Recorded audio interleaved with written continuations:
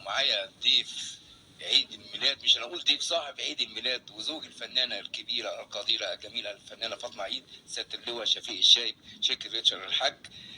بالتوفيق للشركه. وطبعا اولا برحب بحضرتك. الله يخليك، انا اللي برحب بيك استاذ سعيد. انت من الناس القدام اللي نحبهم واحبابنا من زمان، وانا في اشتياق ان انا اشوفك يعني. الحمد لله. زدنا شرف ونورت قناه صوت العرب الفضائيه، وبقول لك بالتوفيق بالنسبه للشركه لحضرتك. وطبعا النهارده جايين نقول للفنانه فاطمه عيد كل سنه وهي طيبه وعقبال 100 سنه صحه وسعاده. ربنا يخليك، ومتشكرين جدا على شعورك النبيل، ويا رب عقبال 100 سنه يعني هنحتفل ونشوفك برضو ونحتفل كلنا مع بعضينا بهذا العيد الميلاد ان شاء الله.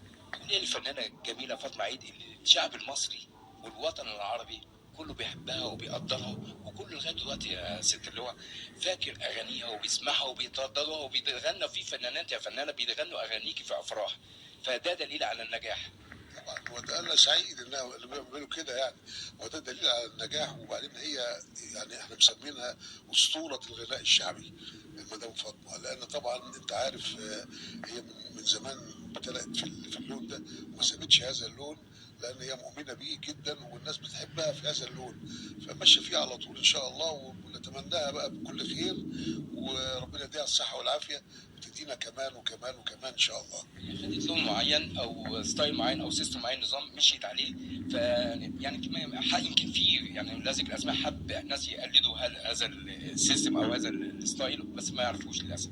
لا، هو انت عارف ان دي حاجه بتبقى يعني قبول رباني يعني، مش اي حد يعمل اي حاجه من هذا القبيل. فالحمد لله رب العالمين، ربنا حط فيها هذه القابليه وهذا القبول، والناس حبتها فيه، والحمد لله ربنا يديم محبتهم ان شاء الله.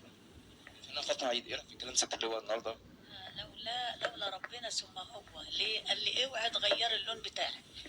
النهارده العاطفي كتير جدا، فالنهارده لونك ما فيش حد بيقلدك ولا انت بتقلدي حد.